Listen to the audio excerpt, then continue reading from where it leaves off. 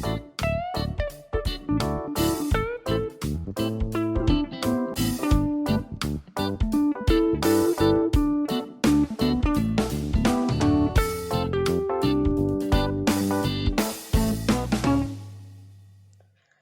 Good morning everyone, welcome back to Bharati Kaur Kannada vlogs. ಇವತ್ತು ಸೋಮವಾರ, ಈಗ ಬೆಳಗ್ಗೆ 6:30 ಆಗ್ತಾ ಇದೆ. ಬೆಳಗ್ಗೆ 6 ಗಂಟೆಗೆ ನಂದು ಮೊಬೈಲ್ದು ಅಲಾರಮ್ ಕೂಗುತ್ತೆ. ಎದ್ದಾದ ನಂತರ ಸ್ವಲ್ಪ ಫ್ರೆಶ್ ಆಗಿಬಿಟ್ಟು ಬಾಲ್ಕನಿಯಲ್ಲಿ ಹೋಗ್ಬಿಟ್ಟು ಸ್ವಲ್ಪ ಫ್ರೆಶ್ ಏರ್ ತಗೊಂಡು ಬಾಡಿನ ಸ್ವಲ್ಪ ಸ್ಟ್ರೆಚ್ ಮಾಡಿಬಿಟ್ಟು ಕಿಚನಲ್ಲಿ ಬಂದರೆ ಅಂತೂ 1 ಗಂಟೆ ಬ್ಯುಸಿ ಆಗಿಬಿಡ್ತೀನಿ. ಮಕ್ಕಳಿಗೆ ಟಿಫಿನ್ ರೆಡಿ ಮಾಡೋದು, ನೀರು ಹಿಡ್ದಿಡೋದು, ಪಾತ್ರೆ ತೊಳೆಯೋದು ಅದೆಲ್ಲ ಇರುತ್ತೆ. 8 ಗಂಟೆ ಒಳಗಡೆ ಇದೆಲ್ಲ ಕಂಪ್ಲೀಟ್ ಮಾಡ್ಕೊತೀನಿ. ಇವತ್ತು ಮಕ್ಕಳ ಟಿಫಿನ್ಗೆ ನಾನು ದೋಸೆ ಮತ್ತು ಆಲೂ ಪಲ್ಯ ಮಾಡ್ತಾಯಿದ್ದೀನಿ. ನೋಡಿ, ಆಲೂಗಡ್ಡೆ ಪಲ್ಯಗೆ ನಾನು ಆಲೂನ ಬಾಯ್ಲ್ ಮಾಡಲ್ಲ, ಅದು ಚಿಕ್ಕ ಚಿಕ್ಕದಾಗಿ ಕಟ್ ಮಾಡಿಕೊಂಡು ತೊಳೆದಿಟ್ಕೊಂಡು ಬಿಡ್ತೀನಿ. ಆಮೇಲೆ ಒಗ್ಗರಣೆ ಸಿಂಪಲ್ಲಾಗಿ ಅದೇ ಸಾಸಿವೆ ಹಾಕ್ಬಿಟ್ಟು ಆನಿಯನ್ನು ಮತ್ತು ಗ್ರೀನ್ ಚಿಲ್ಲೀಸು, ಸ್ವಲ್ಪ ಚನಾ ದಾಲು ಅದೆಲ್ಲ ಹಾಕ್ಬಿಟ್ಟು ಒಗ್ಗರಣೆ ಮಾಡ್ಕೊತೀನಿ. ಈ ಒಗ್ಗರಣೆಯಲ್ಲಿ ನನಗೆ ಕರಿಬೇವೇ ಆಗ್ತಾಯಿಲ್ಲ, ಯಾಕಂದರೆ ವಿಂಟರ್ ಸೀಸನಲ್ಲಿ ಈ ಕಡೆ ಕರಿಬೇವು ಅಷ್ಟು ಚೆನ್ನಾಗಿ ಸಿಗಲ್ಲ. ಸಿಕ್ಕಿದ್ರೂ ತುಂಬ ಡ್ರೈ ಆಗಿರುತ್ತೆ, ಕ್ವಾಲಿಟಿನೂ ಚೆನ್ನಾಗಿರಲ್ಲ. ಅದಕ್ಕೆ ನಾನು ಸ್ಕಿಪ್ಪೇ ಮಾಡ್ತೀನಿ.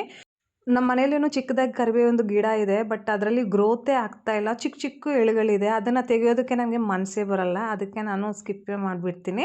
ಈಗ ಒಗ್ಗರಣೆ ರೆಡಿ ಆಗಿದೆ. ಅದರಲ್ಲಿ ಕಟ್ ಮಾಡಿ ತೊಳೆದಿಟ್ಕೊಂಡಿರೋ ಆಲೂಗಡ್ಡೆನೂ ಹಾಕಿದ್ದೀನಿ. ಅದರ ಮೇಲೆ ಸ್ವಲ್ಪ ಅರಿಶಿನ, ರುಚಿಗೆ ತಕ್ಕಷ್ಟು ಉಪ್ಪು ಅದೆಲ್ಲ ಹಾಕಿ ಚೆನ್ನಾಗಿ ಮಿಕ್ಸ್ ಮಾಡಿ ಐ ಫ್ಲೇಮಲ್ಲಿ ಸ್ವಲ್ಪ ಪಾನಿ ಅಂದರೆ ನೀರು ಆ್ಯಡ್ ಮಾಡಿಬಿಟ್ಟು ಲಿಡ್ ಕ್ಲೋಸ್ ಮಾಡಿಬಿಟ್ಟು ಒಂದು 10 ನಿಮಿಷ ಮೀಡಿಯಮ್ ಫ್ಲೇಮಲ್ಲಿ ಕುಕ್ ಮಾಡೋದಕ್ಕೆ ಇಟ್ಬಿಡ್ತೀನಿ. ಆಲೂಗಡ್ಡೆ ಬೇಗ ಬೆಂದ್ಬಿಡುತ್ತೆ ಅಲ್ಲ, ಸೊ ಈ ಥರ ಮಾಡಿಕೊಂಡ್ರೂ ತುಂಬ ಚೆನ್ನಾಗಿ ಕುಕ್ ಆಗಿಬಿಡುತ್ತೆ. ಪಲ್ಯನೂ ಬೇಗನೂ ರೆಡಿ ಆಗಿಬಿಡುತ್ತೆ. ಬೆಂದೆಲ್ಲ ಆದಮೇಲೆ ಸ್ವಲ್ಪ ಮ್ಯಾಶ್ ಮಾಡ್ಕೊಂಡ್ಬಿಡ್ತೀನಿ. ಅದನ್ನು ಮ್ಯಾಶ್ ಮಾಡ್ಕೊಂಡ್ಬಿಟ್ಟು ಆಮೇಲೆ ನಿಂಬೆ ರಸ ಆ್ಯಡ್ ಮಾಡ್ತೀನಿ. ಸ್ವಲ್ಪ ಕೊತ್ತಂಬರಿ ಸೊಪ್ಪು ಆ್ಯಡ್ ಮಾಡಿಕೊಂಡ್ರೆ ತುಂಬ ರುಚಿಯಾದ ಆಲೂಗಡ್ಡೆ ಪಲ್ಯ ರೆಡಿ ಆಗಿಬಿಡುತ್ತೆ.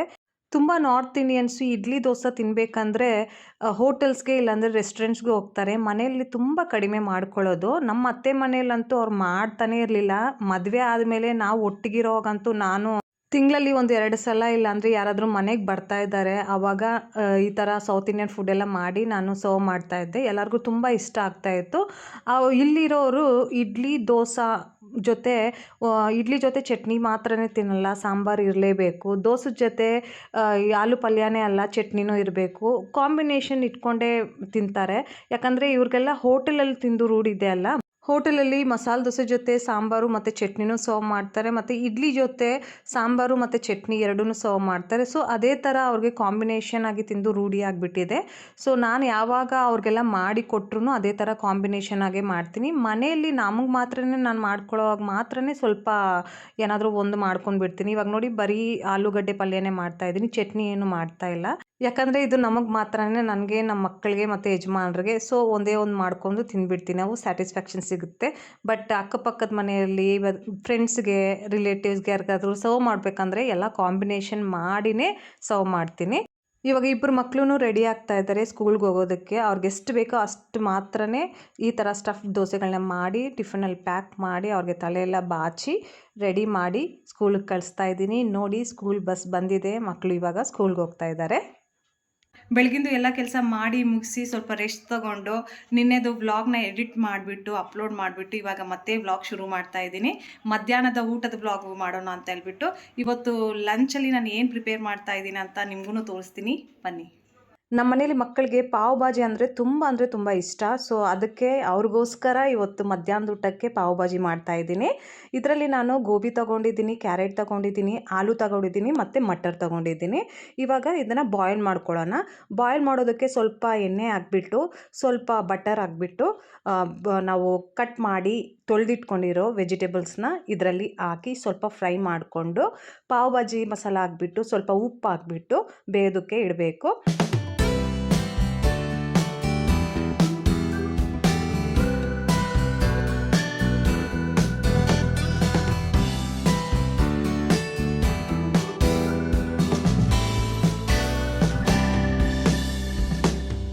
ಈಗ ನೋಡಿ ಉಪ್ಪು ಮತ್ತು ಪಾವ್ ಭಾಜಿ ಮಸಾಲ ಹಾಕ್ಬಿಟ್ಟು ಐ ಫ್ಲೇಮಲ್ಲಿ 2 ನಿಮಿಷದವರೆಗೂ ಈ ಥರ ಕುಕ್ ಮಾಡ್ಕೊತಾ ಇದ್ದೀನಿ, ಮಿಕ್ಸ್ ಮಾಡ್ಕೊತ.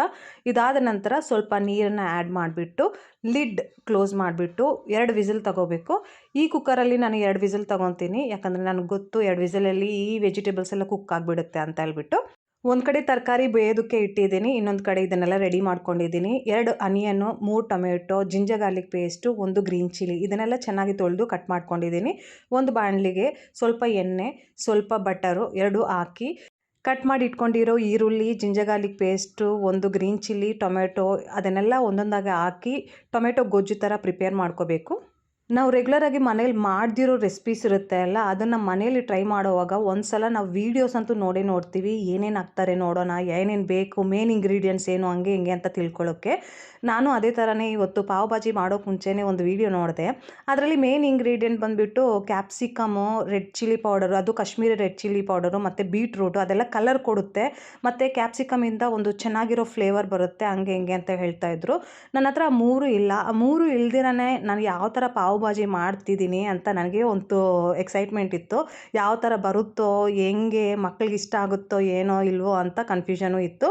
ಬಟ್ ಆ ಮುಖ್ಯವಾದ 3 ಇಂಗ್ರೀಡಿಯೆಂಟ್ಸ್ ಇಲ್ದಿರಾನೇ ನಂದು ಈ ಪಾವ್ ಭಾಜಿ ಅಂತೂ ತುಂಬ ಟೇಸ್ಟಿಯಾಗಿ ಬಂತು. ಯಾಕಂದರೆ ನಾವು ಆಲ್ರೆಡಿ ತಿಂದ್ಬಿಟ್ಟಿದ್ದೀವಿ, ಈ ಭಾಜಿಯ ರುಚಿ ಆಲ್ರೆಡಿ ನಾವು ಎಕ್ಸ್ಪೀರಿಯೆನ್ಸ್ ಮಾಡಿಬಿಟ್ಟಿದ್ದೀವಿ. ತುಂಬ ಚೆನ್ನಾಗಿ ಬಂದಿತ್ತು, ಅದಕ್ಕೆ ನಿಮ್ಮ ಜೊತೆ ಈ ರೆಸಿಪಿನ ಶೇರ್ ಮಾಡ್ತಾ ಇದ್ದೀನಿ. ಇವಾಗ onion, ginger garlic paste, green chilli, tomatoes ಎಲ್ಲ ಹಾಕ್ಬಿಟ್ಟು ಅದರೊಳಗಡೆ ಸ್ವಲ್ಪ ಉಪ್ಪು, ರೆಡ್ ಚಿಲ್ಲಿ ಪೌಡರು, ಸ್ವಲ್ಪ ಜಾಸ್ತಿ ಪಾವ್ ಭಾಜಿ ಮಸಾಲ ಇದನ್ನೆಲ್ಲ ಹಾಕ್ಬಿಟ್ಟು ಟೊಮೆಟೊನ ಕುಕ್ ಮಾಡೋದಕ್ಕೆ ಇಡಬೇಕು. ಲಿಡ್ ಕ್ಲೋಸ್ ಮಾಡಿಬಿಟ್ಟು ಒಂದು 5 ನಿಮಿಷ ಇಟ್ಟರೆ ಸಾಕು, ಗೊಜ್ಜು ರೆಡಿ ಆಗಿಬಿಡುತ್ತೆ. ಮತ್ತು ಕುಕ್ಕರಲ್ಲಿ ತರಕಾರಿ ಇಟ್ಟಿದ್ನಲ್ಲ ಅದನ್ನು ಚೆನ್ನಾಗಿ ಕುಕ್ ಆಗಿಬಿಟ್ಟಿತ್ತು. ಅದರ ಲಿಡ್ ತೆಗೆದುಬಿಟ್ಟು ಸೈಡಲ್ಲಿ ಇಟ್ಟಿದ್ದೀನಿ, ಸ್ವಲ್ಪ ತಣ್ಣಗಾಗಲಿ ಅಂತ ಹೇಳ್ಬಿಟ್ಟು. ನನ್ನ ಒಂದು ಕೈಯಲ್ಲಿ ಕ್ಯಾಮ್ರಾ ಇದೆ, ಒಂದು ಕೈಯಲ್ಲಿ ಕೆಲಸ ಮಾಡ್ತಾಯಿದ್ದೀನಿ, ಅದಕ್ಕೋಸ್ಕರನೇ ಸ್ವಲ್ಪ ವೀಡಿಯೋ ಶೇಕ್ ಆಗ್ತಾಯಿದೆ. ನಂದು ರಿಂಗ್ ಲೈಟ್ ಇತ್ತಲ್ಲ, ಅದು ಮಕ್ಕಳು ಬೀಳಿಸ್ಬಿಟ್ಟು ಸ್ವಲ್ಪ ಲೂಸ್ ಆಗಿಬಿಟ್ಟಿದೆ. ಅದನ್ನು ಟ್ರೈ ಮಾಡಿದೆ ಇಡೋಣ ಅಂತ ಹೇಳ್ಬಿಟ್ಟು, ಬಟ್ ಕೆಳಗಡೆ ಬೀಳ್ತಾ ಇತ್ತು. ಅದಕ್ಕೆ ಅದು ಬೇಡ ಅಂತ ಹೇಳ್ಬಿಟ್ಟು ಕೈಯಲ್ಲೇ ಇಟ್ಕೊಂಡು ವೀಡಿಯೋ ಮಾಡ್ತಾಯಿದ್ದೀನಿ. ಸ್ವಲ್ಪ ಡಿಫಿಕಲ್ಟ್ ಆಯಿತು, ಬಟ್ ಮ್ಯಾನೇಜ್ ಮಾಡಿಬಿಟ್ಟೆ. ನನಗೆ ಈ ರೆಸಿಪಿ ತೋರಿಸ್ಬೇಕಂತ ಅನ್ನಿಸ್ತು, ಅದಕ್ಕೆ ಏನು ಇಲ್ದಿರ ಅಂದ್ರೂ ನಮ್ಮ ಕೈ ಇದೆ ಅಲ್ಲ ಅದೇ ಸಾಕು ಅಂತ ಹೇಳ್ಬಿಟ್ಟು ಈ ವಿಡಿಯೋನ ಕ್ಯಾಪ್ಚರ್ ಮಾಡಿಬಿಟ್ಟು ನಿಮ್ಮ ಜೊತೆ ಶೇರ್ ಮಾಡ್ತಾಯಿದ್ದೀನಿ. ಇವಾಗ ಬೇಯಿಸಿದ ವೆಜಿಟೇಬಲ್ಸು ಮತ್ತು ಟೊಮೆಟೊ ಗೊಜ್ಜಿತ್ತಲ್ಲ ಎರಡನ್ನೂ ಮಿಕ್ಸ್ ಮಾಡಿಬಿಟ್ಟಿದ್ದೀನಿ. ಈ ಮ್ಯಾಶರಲ್ಲಿ ಚೆನ್ನಾಗಿ ಮ್ಯಾಶ್ ಮಾಡಬೇಕು. ಒಂದೊಂದು ತರಕಾರಿನೂ ಚೆನ್ನಾಗಿ ಆ ಮಸಾಲೆಯಲ್ಲಿ ಮ್ಯಾಶ್ ಆಗಿಬಿಡಬೇಕು, ಆವಾಗಲೇ ಈ ಭಾಜಿದು ತುಂಬ ಚೆನ್ನಾಗಿ ಟೇಸ್ಟ್ ಬರೋದು. ಚೆನ್ನಾಗಿ ಇದನ್ನು ಮ್ಯಾಶ್ ಮಾಡಿಬಿಟ್ಟು ಇದರಲ್ಲಿ ಉಪ್ಪು ಖಾರ ಎಲ್ಲ ಸರಿಯಾಗಿದೆ ಅಂತ ಚೆಕ್ ಮಾಡಿ ಸ್ವಲ್ಪ ಭಾಜಿದು ಮಸಾಲ ಆ್ಯಡ್ ಮಾಡಿಬಿಟ್ಟು ಸ್ವಲ್ಪ ಬಟರ್ನೂ ಇವಾಗ ಆ್ಯಡ್ ಮಾಡಬೇಕು. ಬಟರ್ ಸ್ವಲ್ಪ ಜಾಸ್ತಿ ಹಾಕಿದ್ರೂ ಪರವಾಗಿಲ್ಲ, ಟೇಸ್ಟ್ ತುಂಬ ಚೆನ್ನಾಗಿರುತ್ತೆ. ಅದಾದ ನಂತರ ನಿಂಬೆ ಹಣ್ಣಿನ ರಸನೂ ಹಾಕಬೇಕು. ನಾನು ಅದನ್ನು ಆಲ್ರೆಡಿ ಹಾಕ್ಬಿಟ್ಟಿದ್ದೀನಿ, ಬಟ್ ಮಿಸ್ ಮಾಡಿಬಿಟ್ಟಿದ್ದೀನಿ ಅದನ್ನು ತೋರಿಸೋದಕ್ಕೆ. ನಿಂಬೆ ಹಣ್ಣಿನ ರಸ ಮಾತ್ರ ಹಾಕಲೇಬೇಕು, ಆವಾಗಲೇ ತುಂಬ ಚೆನ್ನಾಗಿ ಟೇಸ್ಟ್ ಬರೋದು. ನೋಡಿ, ಯಮ್ಮಿ ಆದ ಪಾವ್ ಭಾಜಿ ರೆಡಿ ಆಗಿಬಿಟ್ಟಿದೆ. ಮೊದಲಿಗೆ ನನ್ನ ದೊಡ್ಡ ಮಗನಿಗೆ ಸರ್ವ್ ಮಾಡ್ತಾ ಇದ್ದೀನಿ. ಇವಂದೇ ಅದು ತುಂಬ ಫೇವ್ರೇಟು. ನಾವು ಯಾವಾಗಲಾದರೂ ಆಚೆ ಹೋಗ್ತೀವಲ್ಲ ಟೈಮ್ ಸ್ಪೆಂಡ್ ಮಾಡೋದಕ್ಕೆ, ಆವಾಗ ಪಾವ್ ಭಾಜಿ ಇಲ್ಲಾಂದರೆ ಮೋಮೋಸ್ ಅದನ್ನೇ ತುಂಬ ತಿಂತಾ ಇರೋದು ಇವನು. ಅವನಿಗೋಸ್ಕರ ನಾನು ಕಲಿತ್ಕೊಂಡು ಆವಾಗವಾಗ ಮಾಡಿ ಕೊಡ್ತಾ ಇರ್ತೀನಿ. ತುಂಬ ಇಷ್ಟವಾಗಿ ತಿಂತಾನೆ, ಹೊಟ್ಟೆ ತುಂಬ ತಿಂತಾನೆ. ಮಕ್ಕಳು ಹೊಟ್ಟೆ ತುಂಬ ತಿಂದರೆ ಅದೇ ನಮಗೆ ಡಬಲ್ ಸ್ಯಾಟಿಸ್ಫ್ಯಾಕ್ಷನ್ನ ಕೊಡುತ್ತೆ. ನನ್ನ ದೊಡ್ಡ ಮಗನಿಗಂತೂ ತುಂಬ ಇಷ್ಟ ಆಯಿತು, ನನಗೆ ಒಂದು ಸ್ಯಾಟಿಸ್ಫ್ಯಾಕ್ಷನ್ ಅಂತೂ ಸಿಕ್ತು. ಭಾಜಿ ಮಾತ್ರ ತುಂಬ ಹೆಲ್ದಿ ಫುಡ್ ಅನಿಸುತ್ತೆ ನನಗೆ. ಸ್ವಲ್ಪ ಬಟರ್ ನಾವು ಆ್ಯಡ್ ಮಾಡ್ತೀವಿ, ಅದು ಟೇಸ್ಟ್ನ ಎನ್ಹಾನ್ಸ್ ಮಾಡೋದಕ್ಕೆ ಮಾತ್ರ. ಬಟ್ ಅದರಲ್ಲಿ ವೆಜಿಟೇಬಲ್ಸ್ ಇದೆ ಅಲ್ಲ, ಎಲ್ಲನೂ ವೇಸ್ಟ್ ಮಾಡ್ದಿರ ಮಕ್ಕಳು ತಿನ್ಬಿಡ್ತಾರೆ. ಈ ಥರ ವೆಜಿಟೇಬಲ್ ಭಾಜಿನ ನಾವು ರೋಟಿ ಜೊತೆ, ಚಪಾತಿ ಜೊತೆ, ಅನ್ನದ ಜೊತೆ ಎಲ್ಲ ಮಾಡಿಕೊಂಡು ಮನೆಯಲ್ಲಿ ಮಕ್ಳಿಗೂ ಕೊಡ್ಬೋದು, ನಾವು ತಿನ್ಬೋದು, ಹೆಲ್ದಿಯಾಗಿರುತ್ತೆ. ನಮಗೇನಾದರೂ ಪಾವ್ ಬೇಡ ಅಂದರೆ, ಒಬ್ಬೊಬ್ಬರು ಮೈದಾ ಅಂತ ಹೇಳ್ಬಿಟ್ಟು ತಿನ್ನಲ್ಲ ಅಲ್ಲ, ಸೊ ಅದು ಬೇಡ ಅಂದರೆ ನಾವು ಮನೆಯಲ್ಲೇ ರೆಗ್ಯುಲರಾಗಿ ಚಪಾತಿ, ರೋಟಿ, ಅನ್ನದ ಜೊತೆನೂ ಮಾಡ್ಕೊಂಡು ತಿನ್ಬೋದು. ಹೊಟ್ಟೆ ತುಂಬ ತಿಂದು ಸ್ವಲ್ಪ ಹೊತ್ತು ರೆಸ್ಟ್ ತೊಗೊಂಡು ಇವನ್ನ ಸ್ನಾನ ಮಾಡೋಕ್ಕೆ ಕಳಿಸ್ಬಿಟ್ಟು ರೆಡಿ ಮಾಡಿಸ್ಬಿಟ್ಟು ಇವಾಗ ಟ್ಯೂಷನಿಗೆ ಕಳಿಸ್ತಾ ಇದ್ದೀನಿ. ಮ್ಯಾಥ್ಸ್ ಓದೋದಕ್ಕೆ ಮಾತ್ರ ಟ್ಯೂಷನ್ಗೆ ಹೋಗ್ತಾನೆ. 4 ಗಂಟೆಗೆ ಹೋಗ್ಬಿಟ್ಟು 6 ಗಂಟೆಗೆ ಬರ್ತಾನೆ. ಮ್ಯಾಥ್ಸಲ್ಲಿ ಸ್ವಲ್ಪ ಇವನು ವೀಕ್ ಆಗಿದ್ದ, ಅದಕ್ಕೆ ನಾವು ಟ್ಯೂಷನ್ಗೆ ಆಗಿದ್ದು. ಮನೇಲಿ ನಾನು ಓದಿಸೋದು ಕಡಿಮೆ, ಬೈಯೋದು ಜಾಸ್ತಿ ಆಗಿಬಿಟ್ಟಿತ್ತು. ಚಿಕ್ಕ ಮಗನಿಗೂ ನಾನೇ ಓದಿಸ್ತಾ ಇದ್ದೆ, ಇವನಿಗೂ ನಾನೇ ಓದಿಸ್ತಾ ಇದ್ದೆ. ಸ್ವಲ್ಪ ಡಿಸ್ಟರ್ಬೆನ್ಸ್ ಆಗ್ತಾಯಿತ್ತು, ಅದಕ್ಕೆ ಇವನಿಗೆ ಮ್ಯಾಥ್ಸ್ಗೆ ನಾನು ಆಚೆ ಟ್ಯೂಷನ್ಗೆ ಕಳಿಸ್ತಾ ಇದ್ದೀನಿ. ಇವಾಗ ಹೋಗಿ ಒಂದು 6 ಗಂಟೆಗೆ ಹಂಗೆ ಬರ್ತಾನೆ. ಈಗ ಸ್ಪ್ರಿಂಗ್ ಸೀಸನ್ ಶುರು ಆಗ್ತಾ ಇದೆ ಅಲ್ಲ, ನಮ್ಮ ಮನೆ ಹತ್ರ ಮರಗಳಿದೆಲ್ಲ, ಅದರಲ್ಲಿರೋ ಎಲೆಗಳೆಲ್ಲ ಕೆಳಗಡೆ ಬಿದ್ದು ನಮ್ಮ ರೋಡೆಲ್ಲ ಗಲೀಜಾಗಿಬಿಡುತ್ತೆ. ಪಾಪ ಕೆಳಗಡೆ ಇರೋ ಮನೆಗಳಲ್ಲವರೆಲ್ಲ ಚೆನ್ನಾಗಿ ಗೂಡ್ಸ್ಕೊತಾರೆ, ಕೆಲಸದವ್ರು ಇರ್ತಾರಲ್ಲ ಅವ್ರನ್ನೂ ಮಾಡಿಬಿಡ್ತಾರೆ. ಇಲ್ಲಾಂದರೆ ತುಂಬ ಎಳೆಗಳೇ ಇರುತ್ತೆ. ನಿನ್ನೆ ಮೊನ್ನೆ ಅಂತೂ ತುಂಬ ಇಲ್ಲಿ ಗಾಳಿ ಬರ್ತಾಯಿತ್ತು. ಒಂಥರ ಅದೇನೋ ಬಿರುಗಾಳಿ ಅಂತ ಹೇಳ್ತಾರಲ್ಲ ಆ ಥರ ಮಣ್ಣು ಗಾಳಿ ಎಷ್ಟೊಂದು ಗಲೀಜಾಗಿಬಿಟ್ಟಿತ್ತು ಗೊತ್ತಾ. ಎಲ್ಲರೂ ಪಾಪ ಗಾಳಿ ನಿಂತ ಮೇಲೆ ಎಲ್ಲ ಕ್ಲೀನ್ ಮಾಡಿಕೊಂಡ್ರು. ಇವಾಗ ನೋಡಿ ಚಿಕ್ಕ ಮಗನ್ನ ಸ್ವಲ್ಪ ಹೊತ್ತು ಮಲಗಿಸ್ತಾ ಇದ್ದೀನಿ. ನಾನು ಅವನ ಜೊತೆ ಮಲ್ಕೋಬೇಕಿಲ್ಲ ಅಂದರೆ ಅವನು ಮಲ್ಗಲ್ಲ, ಟಿ ವಿನೇ ನೋಡ್ತಾ ಇರ್ತಾನೆ. ಅವನ ಪಕ್ಕದಲ್ಲಿ ನಾನು ಮಲ್ಕೊಂಡ್ರೆ ಸ್ವಲ್ಪ ನನ್ನ ಕಿವಿ ಮೂತಿ ಎಲ್ಲ ಇಟ್ಕೊಂಡು ಒಂದು 5-10 ನಿಮಿಷದವರೆಗೂ ಹಂಗೆ ಟಿ ವಿ ನೋಡ್ತಾ ಇರ್ತಾನೆ, ಮತ್ತು ಮಲ್ಕೊಂಡು ಬಿಡ್ತಾನೆ. ಅವನ್ನ ಮಲಗಿಸ್ಬಿಟ್ಟು ಇವಾಗ ನಾನು ಎದ್ದು ಬಂದಿದ್ದೀನಿ. ಸ್ವಲ್ಪ ಕೂದಲೆಲ್ಲ ಸರಿ ಮಾಡ್ಕೊತಾ ಇದ್ದೀನಿ. ಯಾಕಂದರೆ ಮಧ್ಯಾಹ್ನ ಊಟ ಮಾಡಿಬಿಟ್ಟು ನಾನು ಪಾತ್ರೆಗಳನ್ನ ತೊಳೆದಿಲ್ಲ. ನನಗೆ ಒಂಥರ ಟಯರ್ಡ್ ಆಗಿಬಿಟ್ಟಿತ್ತು, ಅದಕ್ಕೆ ಪಾತ್ರೆಗಳೆಲ್ಲ ಹಂಗೆ ಇಟ್ಬಿಟ್ಟಿದ್ದೀನಿ. ಇವಾಗ ಹೋಗಿ ಪಾತ್ರೆ ತೊಳಿತೀನಿ, ಸ್ವಲ್ಪ ನನಗೋಸ್ಕರ ಟೀ ಮಾಡ್ಕೊತೀನಿ. ಈ ವಿಡಿಯೋನ ಯಾರ್ಯಾರು ನೋಡ್ತಾ ಇದ್ದೀರೋ ಅವ್ರ ಹತ್ರ ಎಲ್ಲ ಒಂದು ಚಿಕ್ಕ ರಿಕ್ವೆಸ್ಟ್, ನನ್ನ ಚಾನಲನ್ನು ಸಬ್ಸ್ಕ್ರೈಬ್ ಮಾಡಿ ಸಪೋರ್ಟ್ ಮಾಡಿ. ಆ್ಯಸ್ ಎ ಸೌತ್ ಇಂಡಿಯನ್ ನಾನು ಮದುವೆ ಆಗಿ ನಾರ್ತ್ ಇಂಡಿಯನ್ ಫ್ಯಾಮಿಲಿಯಲ್ಲಿ 14 ವರ್ಷ ಯಾವ ಥರ ಕಾಲ ಕಳೆದಿದ್ದೀನಿ, ಏನೇನು ಎಕ್ಸ್ಪೀರಿಯನ್ಸ್ಗಳಾಗಿವೆ ಅದನ್ನೆಲ್ಲ ನಾನು ನಿಮ್ಮ ಜೊತೆ ಶೇರ್ ಮಾಡ್ಕೋಬೇಕಂತ ಆಸೆ ಪಟ್ಟಿದ್ದೀನಿ. ನೀವು ಸಪೋರ್ಟ್ ಮಾಡಿದ್ರೆ ಮಾತ್ರ ಅದು ಸಾಧ್ಯ. ಯಾಕಂದರೆ ಸಪೋರ್ಟ್ ಇದ್ದರೆ ಒಂದು ಮೋಟಿವೇಶನ್ ಬರುತ್ತೆ, ಮೋಟಿವೇಶನ್ ಇದ್ದರೆ ಚೆನ್ನಾಗಿ ವೀಡಿಯೋಸ್ನ ಮಾಡ್ಬೋದು. ಎಲ್ಲನೂ ಎಕ್ಸ್ಪೀರಿಯನ್ಸ್ಗಳನ್ನು ಒಂದು ಪಾಸಿಟಿವ್ ಆಗಿ ಧೈರ್ಯವಾಗಿ ಶೇರ್ ಮಾಡ್ಕೋಬೋದು ಅಂತ ನಿಮ್ಮ ಹತ್ರ ಹೇಳ್ತಾ ಇದ್ದೀನಿ. ಈ ಒಂದು ರಿಕ್ವೆಸ್ಟಿನ ಮೂಲಕ ಈ ವ್ಲಾಗ್ನ ಇಲ್ಲೇ ಎಂಡ್ ಮಾಡ್ತಾ ಇದ್ದೀನಿ. ಐ ಹೋಪ್ ನಿಮಗೆ ಈ ವ್ಲಾಗ್ ಇಷ್ಟ ಆಗಿದೆ ಅಂತ ಅಂದ್ಕೊಳ್ತೀನಿ. ಇಷ್ಟ ಆದರೆ ಕಾಮೆಂಟ್ ಮೂಲಕ ನಿಮ್ಮ ಒಪಿನಿಯನನ್ನು ತಿಳಿಸಿ. ನಾನು ಶೇರ್ ಮಾಡಿರುವ ಬಾಜಿ ರೆಸಿಪಿಯನ್ನು ಪ್ಲೀಸ್ ಟ್ರೈ ಮಾಡಿ, ತುಂಬ ಚೆನ್ನಾಗಿತ್ತು. Thank you so much for watching. Have a great day. I will say faster, okay? Now. Okay. रंग बिरंगे प्यारे प्यारे ले लो ये रंगीन गुब्बारे, लाल हरे और पीले ले लो, नीले और चमकीले ले लो, गोल गोल है मोटे मोटे लंबे लंबे छोटे छोटे सुंदर सस्ते गुब्बारे ले लो, इन्हें उछाल कर इनसे खेल, अगर ध्यान से ना पकड़ा तो गुब्बारे फट जाएंगे, अगर पकड़ ढीली होगी तो गुब्बारे उड़ जाएंगे.